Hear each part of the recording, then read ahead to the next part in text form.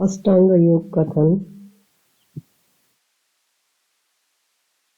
ब्रह्मा जी ने कहा, स्वर्ग आदि के करने के वाले हरि सोनु भवन आदि के द्वारा विप्रादि के द्वारा अपने धर्म से पूजन के योग्य है। हे व्यास, अब उस धर्म का श्रवण करें। यजन करना, यज्ञ करना, दान लेना, ब्राह्मणों को दान देना, वेद शास्त्रों को अध्ययन करना तथा अध्यापन कराना, ये द्विज के श्रेष्ठ 6 धर्म होते हैं। दान देना, अध्ययन करना और यज्ञ कर्म करना, यह क्षत्रिय और वैश्य के कर्म है। क्षत्रिय का कर्म तथा वैश्य का कर्म कृषि करना प्रशस्त कहा जाता है। ब्राह्मण, क्षत्रिय और वैश्य इन द्विजातियों की सेवा करना ही शूद्र का धर्म साधन कर्म होता है तथा शूद्र का कार्यकर्म और धर्म से अपना यज्ञ की जीविका का साधना होता है। भिक्षाचरण करना, गुरु की सेवा करना और स्वाध्यायन करना, संन्यास कर्म और अग्नि कार्य हवन आदि ये ब्रह्मचारी के धर्म कृत्य होते हैं। समस्त आश्रमों के 2 प्रकार होते हैं। इस प्रकार से 4 भेद होते हैं। ब्रह्मचारी उपकुर्वाण, नैष्ठिक और ब्रह्म तत्पर होते हैं, जो विधि पूर्वक गुरु के पास ब्रह्मचर्य विधि से रहकर वेद का अध्ययन करे और फिर समावर्तन करके गृहस्थ आश्रम को ग्रहण करता है। उसे उपकुर्वाण जानना चाहिए। जो गृहस्थ आश्रम में प्रवेश न करके मरण पर्यंत ब्रह्मचर्य का पालन करता है वह नैष्ठिक होता है। हे द्विजश्रेष्ठ, अग्नि कर्म, अतिथियों की सत्कार पूर्वक सेवा, यज्ञ करना, दान देना और देव पूजन करना, यह गृहस्थ का संक्षेप में धर्म कहा गया है। उदासीन और तापक से गृहस्थ का प्रकार का वर्णन 2 प्रकार का हुआ करता है। जो अग्नि कुटुंब के भरण पोषण में युक्त रहा करता है वह साधक गृही होता है। ऋषि और इन तीनों के ऋणों को अर्थात हर्या और धन वैभव का त्याग करके एकांकी जो विचरण किया करता है वह बहुत से उदासीन गृही होता है। वन में निवास करने वाले का यह धर्म होता है कि भूमि में शयन करे, वन के मूल और फलों का भोजन करे, व्यायाम करे, तपस्या करे और यथान न्याय सविभाग करे। जो वन में तपस्याचर्य करता है, देवों का योजन किया करता है, हवन करता है और सदा स्वाध्याय में निरत रहा करता है, वह वनवासियों में परम श्रेष्ठ तापस होता है।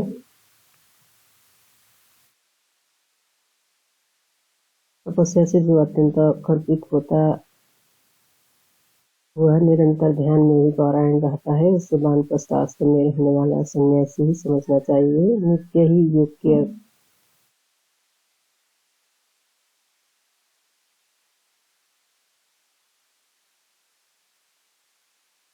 वाला और उच्च पद पर आरोहण करने की इच्छा वाला, इंद्रियों को जीत कर वश में रखने वाला, ज्ञान के लिए ही वर्तन करता है, वह पारमस्थिक भिक्षु कहा जाता है। जो आत्मा के ही रति रखने वाला, नित्य कृत सम्यक तथा चंदन संपन्न महामुनि होता है, वह योगी भिक्षु वराजाय करता है। भिक्षा करना, शास्त्र तथा वेद का ज्ञान, मौन व्रत धारण करना, तपस्याचर्या, विक्षेप रूप से ध्यान लगाना और भली भांति ज्ञान एवं वैराग्य का रखना, ये भी भिक्षु का धर्म कहा गया है।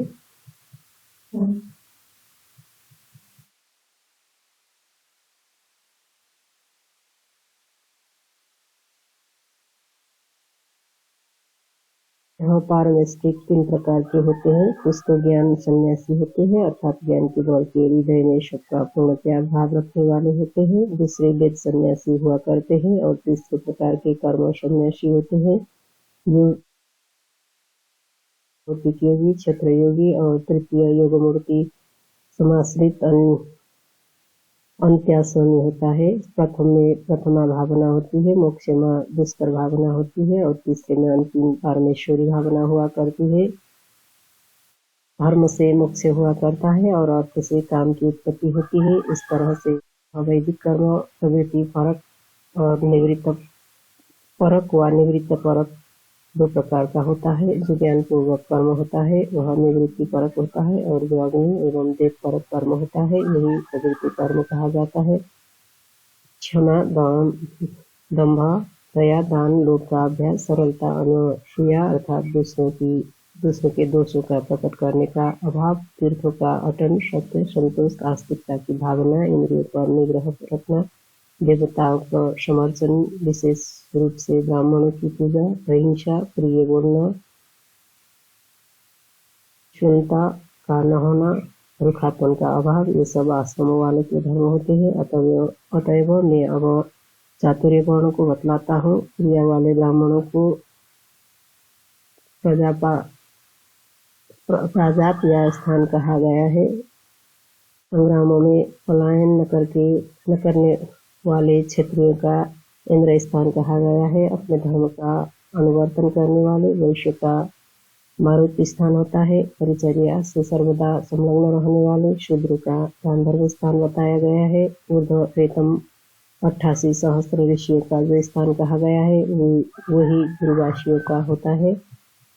70 ऋषियों का जो स्थान होता है वह स्थान वन में रहने वाले व्यक्तियों का होता है, जो चित्त होते हैं और न्यास करने वाले तथा उर्वरेता होते हैं। वह आनंद ब्रह्म स्थान है, जहाँ से फिर मुनि पुनरावर्तित नहीं हुआ करता है। ये को गयों का व्योम सम्यक परमाक्षर अमृत स्थान होता है। वह आनंदमय तथा ऐश्वर्य स्थान है, जहाँ से फिर मानव का पुनरावर्तन इस संसार में नहीं होता है। 8 अंगों के विशेष ज्ञान से मुक्ति हुआ करती है। उसे मैं अब संक्षेप में बताता हूँ, उसका श्रवण करो। अहिंसा आदि 5 नियम होते हैं। प्राणियों की कायिक, वाचिक एवं मानसिक हिंसा का न करना ही अहिंसा कही जाती है। भूतों का हित करने वाला वाक्य सत्य होता है। पराई वस्तु का न ग्रहण करने अस्तेय, मैथुन का न करना ब्रह्मचर्य होता है। समस्त वस्तुओं का परिग्रहण न करना ही त्याग है। सत्य आदि 5 नियम होते हैं। वो बाह्य और अभ्यंतर के भेद से 2 प्रकार के हैं। शौच सत्य एवं संतोष है। तपस्याचर्य इंद्रिय का निग्रह है। स्वाध्याय मंत्र का जप है। प्रणिधान हरि का यजन है। पद्मक आदि आसन है। वायु पर जय प्राप्त कर लेनी ही प्राणायाम होता है। मंत्र के ध्यान जो युक्त होता है वह अगर्भक कहा जाता है। इस प्रकार से एवं 3 प्रकार का है। पूर्ण करने से वह पूरक होता है। निश्चल होने से कुंभक और रेचन से रेचक कहा जाता है।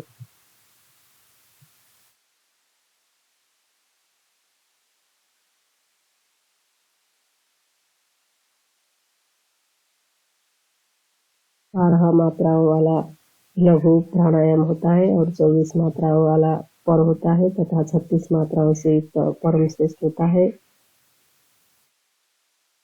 करने को ही प्रत्याहार, रोधन करने को ही प्रत्याहार कहते हैं। ब्रह्मात्मा का चिंतन करने के ही ध्यान कहते हैं। मन की धृति को धारण कहा जाता है। मैं ही ब्रह्मा हूँ, इस प्रकार की जो अवस्थिति होने पर ब्रह्मा की स्थिति का प्राप्त हो जाना है, उसे ही समाधि कहा जाता है।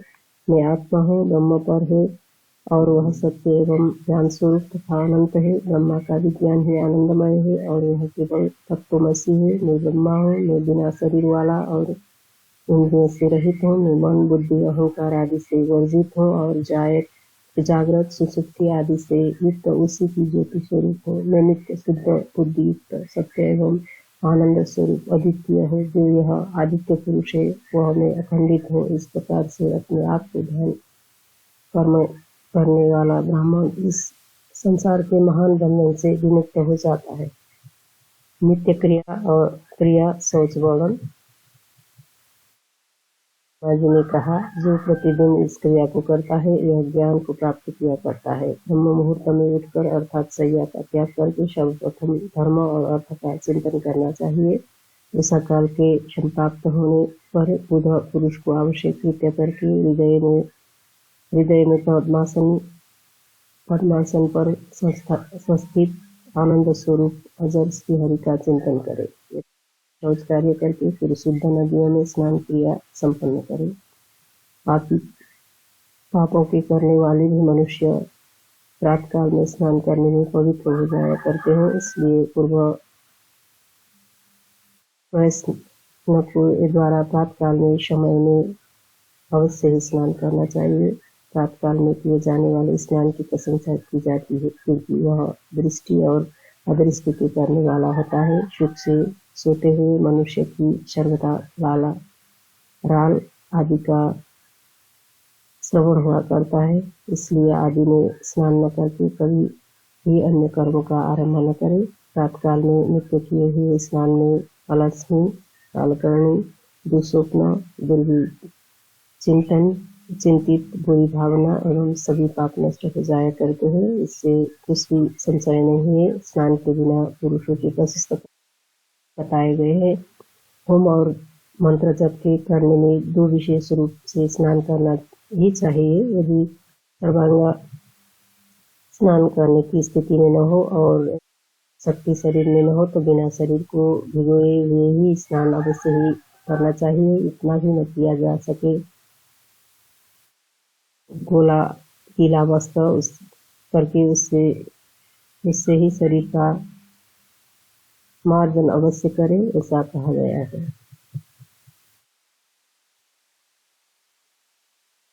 बाह्य स्नान को आग्नेय स्नान कहा गया है। वो वायव्य स्नान को दिव्य स्नान बताया गया है। बारहवें स्नान को यौगिक कहा गया है। इसी भांति पौंगे स्नान करे। जल की बूंदों के सहित पुरुषों के द्वारा मंत्रों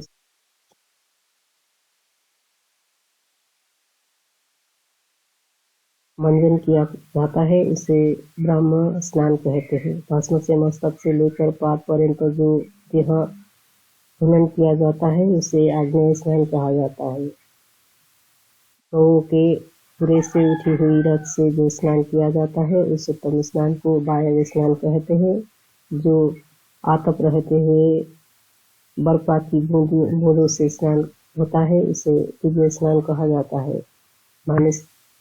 मानस स्नान को वारुण स्नान कहते हैं और आत्मवेदन यौगिक स्नान होता है, जिसमें योग के द्वारा परिचिंतन किया जाता है। ब्रह्मवादियों के द्वारा सेवित आत्मतीर्थ कहा गया है।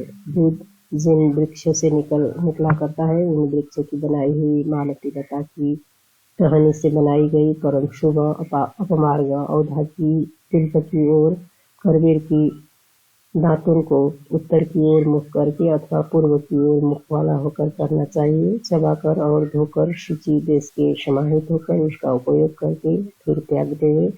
फिर स्नान करके देविका ऋषियों का पितृगण का तर्पण करना चाहिए। विधि के सहित आचमन करके नित्य ही पुनः आचमन करके मौन होकर उदक बिंदुओं के सहित कुशाओं में मंत्रों के द्वारा अपना समार्जन करे और वह आतिष्ठा भुआ इत्यादि दैत्यों से सावित्री से और शुभ वारुणी से करना चाहिए।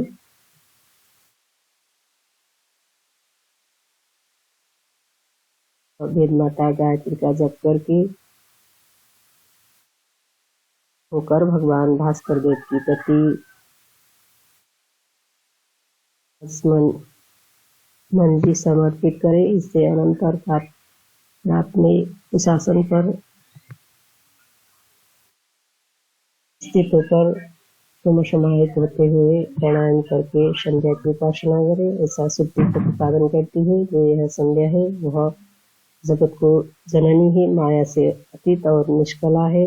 यह केवल ऐश्वर्य शक्ति तीनों तत्व से समुन्नत होने वाली है। बुद्ध पुरुष को चाहिए कि गायत्री के स्वरूप का रक्तसित और कृष्ण वर्ण का ध्यान करके फिर इसका जप करे।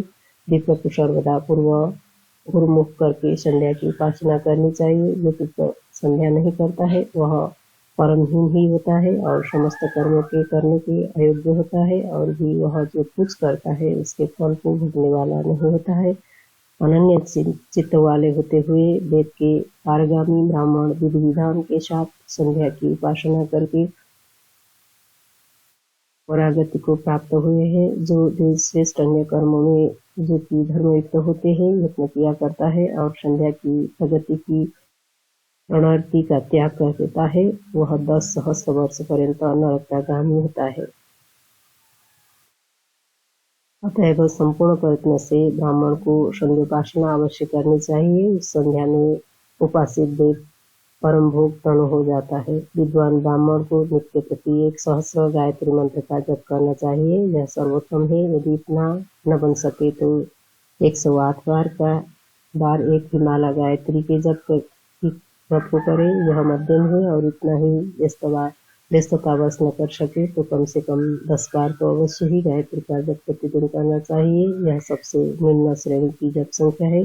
विद्वान को पूर्व की ओर मुख करके और परम प्रयत होकर भी परम शुचिता के साथ गायत्री का जप करना चाहिए। इसके अनंतर बहुत सावधान होते हुए उदय भगवान आदित्य देव का उपस्थान करे। यह उपस्थान परम शारूप विविध ऋतु और शाम वेद की संज्ञा वाले मंत्र के द्वारा करे। महायोग देवों के भगवान दिवाकर सूर्य का उपस्थान करके अभिमंत्रित होते हुए भूमि में मस्तक टेक कर सूर्य देव को प्रणाम करें। प्रणाम करने का मंत्र यह है: ओम ख खोल्यात शांताय इत्यादि। अर्थात ख अर्थात आकाश की उल्टा स्वरूप परम शांत तीनों कारणों के हेतु ज्ञान स्वरूप वाले आपके लिए मेरा नमस्कार है। मैं अपने आप को आपके लिए निवेदित करता हूँ। आप ही परम ब्रह्म है। आप ज्योति रस एवं अमृत है। आप भूभुवर स्व है। आप ओंकार सर्वरुद्र एवं सनातन है। इस उत्तम स्तवन का हृदय में जाप करके प्रातःकाल में और मध्याह्न के समय में भगवान दिवाकर को नमस्कार करें। इसके अनंतर विप्र अपने घर में आकर विधि पूर्वक आचमन करके अग्नि को प्रज्वलित करे और विधि के साथ उसे अग्नि में हवन करना चाहिए। ऋत्विक पुत्र पत्नी शिष्य अथवा सहोदर भाई को आज्ञा प्राप्त करके विशेष रूप से यथाविधि हवन करना चाहिए। मंत्र के बिना जो कोई भी कर्म होता है वह इस लोक में तथा परलोक में फल प्रदान करने वाला नहीं होता है। समस्त देवों को नमस्कार करें और उन्हें उपहारी को समर्पित करें। फिर गुरुदेव और उनकी जो भी हित हो उनकी उपासना करनी चाहिए। इस कृत्य के संपन्न करने के अनंतर अभ्यास करना चाहिए। जप करे, शिष्य को अध्यापन करे, धारण करे और विचारण करे। हे द्विज श्रेष्ठ, फिर शास्त्रों का अवेक्षण करे तथा धर्म का निरीक्षण करे। वैदिक निगमों को तथा सभी वेद के अंग व्याकरण निरुक्त आदि शास्त्रों का परिशीलन करे। अपने योगक्षेम की प्रसिद्धि के लिए ईश्वर का उपासन करे और इसके पश्चात देश को कुटुंब के लिए अनेक प्रकार के अर्थ का स्थापन करना चाहिए। इसके अनंतर मध्याह्न के समय स्नान के लिए तालाब में पुष्प, अक्षत, तिल, पूषा और शुद्ध गोमय लाना चाहिए। नदी, तीर्थघाट, तड़ाग अथवा सरोवर में स्नान करना चाहिए, किंतु दूसरों के स्थान में कभी भी स्नान नहीं करें। नित्य ही 5 पिंडों का उद्धार न करके लोग स्नान को दूषित कर दिया करते हैं।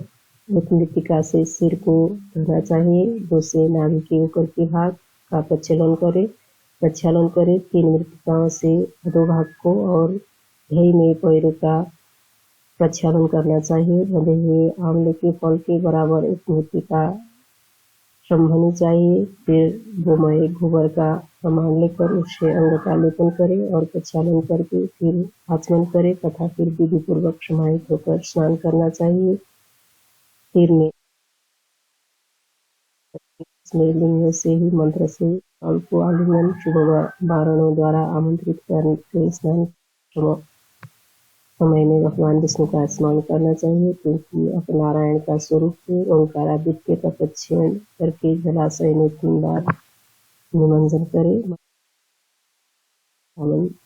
आचमन होकर पुनः आचमन करना चाहिए। मंत्र अंतःसरित अमृतम यह है, अर्थात विश्व तो मुख आप प्राणियों का अंतस्थ में गुहा में चरण करते हैं। आप यह यज्ञ स्वरूप है। सर्वकार आप ज्योतिरस सौरमित है। द्रुपदा इस मंत्र को 3 बार बोले अथवा वैरिद्य प्रवण से सावित्री का जप विद्वान को करना चाहिए एवं अधर्म परायण मंत्र का उच्चारण करें। इसके उपरांत आप निष्ठामयो भुव इत्यादि मंत्रों के समार्जन करें। इदम आप हतम इससे ईश्वरीय से एवं आप निष्ठा इत्यादि मंत्रों से जल को अभिमंत्रित करें। जल के मध्य में चुपचाप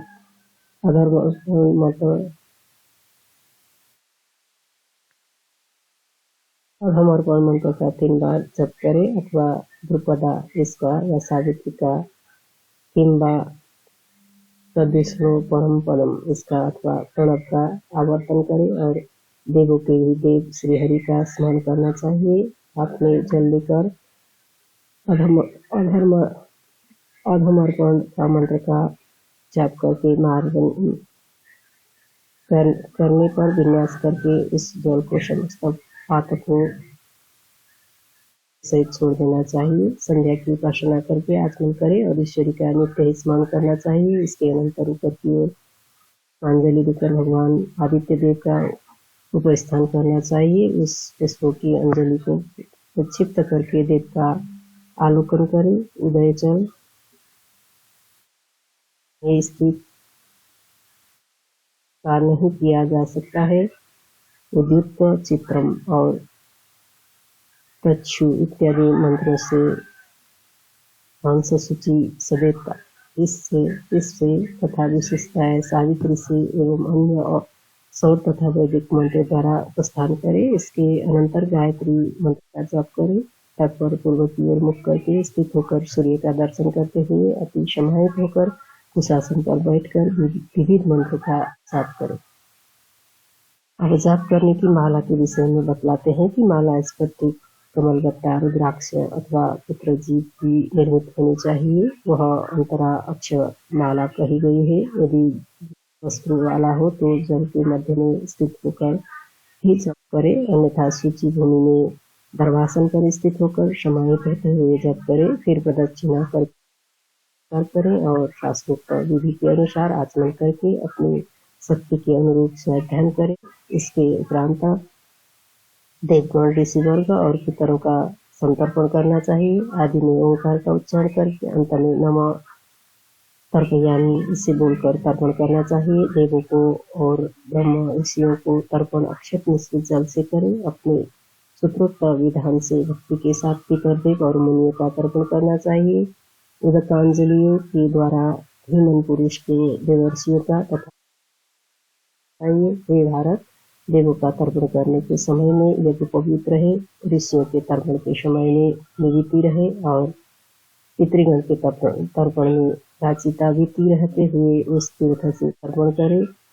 स्नान के वस्त्र का निष्पीडन कर आचमन करे और भाग्य अर्थात मौन होकर अपने मंत्रों के द्वारा पुष्प से, पत्रों से तथा जलों से देवों का अर्चन करना चाहिए। ब्रह्मा, शंकर, सूर्य तथा मधुसूदन एवं अन्य जो अपने अभिमंत्रित माने हुए देवगण हो उनका क्रोध रहित होकर भक्ति भाव से क्षमार्चन करे। पुरुष सूक्त के मंत्रों के द्वारा पुष्पाक्षत, गंधादि संपूर्ण उपचारों को समर्पित करे अथवा जल के द्वारा ही समस्त देव समर्पित करने चाहिए। परिसमाहित होकर प्रणव पूर्वक देव का ध्यान करे और नमस्कार के द्वारा पृथक पृथक पुष्प का विन्यास करना चाहिए। उनकी आराधना करना पुण्य नहीं किंतु यह एक वैदिक कर्म है, इसलिए आदि, मध्य और अंत में चित्त से भगवान हरि को धारण करना चाहिए। अमल तेज से युक्त भगवान विष्णु के लिए तद्विष्णु परम पदम इत्यादि मंत्र से और पुरुष सूक्त से अपनी आत्मा को निवेदित करे। उसका ध्यान मन में रखने वाला परम शांत रहते हुए तद्विष्णु इत्यादि मंत्र से मंत्रित होकर देवज्ञ, भूतज्ञ, पितृयज्ञ, मानुष यज्ञ और ब्रह्म यज्ञ इन 5 यज्ञ को करना चाहिए। यदि तर्पण करे तो उसके पीछे ब्रह्म यज्ञ कैसे होगा? मानुष यज्ञ करके इसके अनंतर स्वाध्याय करना चाहिए। शुद्ध करना चाहिए, यह दैवज्ञ कहा गया है। भूतज्ञ उसे ही समझना चाहिए। बस आहरण किया जाता है। वेद श्रेष्ठ को श्रवणों के लिए, सुपचों के लिए और पतित और की बाहर भूमि में अन्न देना चाहिए। पंछियों के लिए भी अन्न देना चाहिए। श्रेष्ठतम पुरुष को पितरों का उद्देश्य करके एक ब्राह्मण को भोजन करना चाहिए। इसे नित्य श्राद्ध कहते हैं, जो कि पितृगण के उद्देश्य से किया जाता है। यह पितृयज्ञ गति से प्रदान करने वाला होता है अथवा सावधान होते हुए अपनी शक्ति के अनुसार उस अग्न उद्धृत करके वेदों के तत्वों के देश के लिए उपादित करना चाहिए। अतिथि का नित्य ही पूजन करें। अपने घर पर समागत शांत देश को मन, वाणी और कर्म से किए हुए स्वागत सत्कारों के द्वारा नमस्कार करे और अर्चना करे। ग्रास मात्र अन्न को भिक्षा कहते हैं। उनका चतुर्गुण पुष्कल कहलाता है और इसका चतुर्गुण हस्त मात्र कहा जाता है। अतिथि को जितने समय में एक गाय का दोहन होता है उतने काल तक स्वयं प्रतीक्षा करनी चाहिए। अभ्यागतों को तथा अतिथियों को अपनी शक्ति पर पूजन करना चाहिए। ब्रह्मचारी भिक्षु के लिए विधिपूर्वक भिक्षा देनी चाहिए। भोग से रहित होकर अर्थ या याचकों के लिए यथाशक्ति अन्न का दान करना चाहिए। अन्न की बुराई न करते हुए मौन होकर अपने बंधुओं के साथ भोजन करें। श्रेष्ठ द्विज 5 महायज्ञ को न करके व्यक्ति स्वयं भोजन कर देता है तो यह मोह आत्मा वाला है और दूसरे जन्म में वह तिर्यक योनि में जन्म होता है। नित्य प्रति वेदों का अभ्यास और भक्ति शक्ति में महायोगी की आदर्शों का शीघ्र ही नष्ट कर देते हैं। जो भी मोह से अथवा आलस्य से देवताओं की अर्चना न करके भोजन कर लेता है वह नरक को प्राप्त होता है और शुकर की योनि में जन्म ग्रहण किया करता है। अब मैं आशोच को बताऊंगा। पातक करने वाला पुरुष सर्वदा अशुचि रहा करता है। संसर्ग से भी अशुचि हो जाता है यदि शुचि का उससे कभी संसर्ग ही न होता हो। विद्वान पुरुष है होने पर और जन्म होने पर ब्राह्मण को 10 दिन पर्यंत आशौच कहते हैं। जब तक बालक के नाम नहीं निकलते हैं, दांत नहीं निकलते हैं और उसकी मृत्यु हो जावे तो उसका आशौच तुरंत ही दूर हो जाता है। तब चूड़ा कर्म नहीं न हो तब तक एक रात्रि का आशौच होता है। उपनयन संस्कार हो जाने पर 3 रात्रि का आशौच तक का होता है और इसके आगे तो 10 रात्रि तक आशौच मृतक का होता है।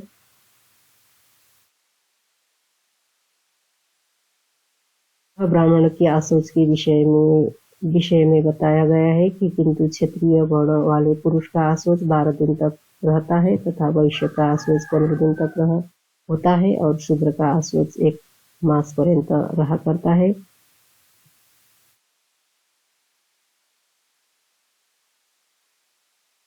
पातक नहीं होता है। गर्भ के स्राव हो जाने पर जितने ही मास का गर्भ हो उतना ही रात्रि तक उसका आशौच रहा करता है और इसके पश्चात ही वह शुद्ध होता है।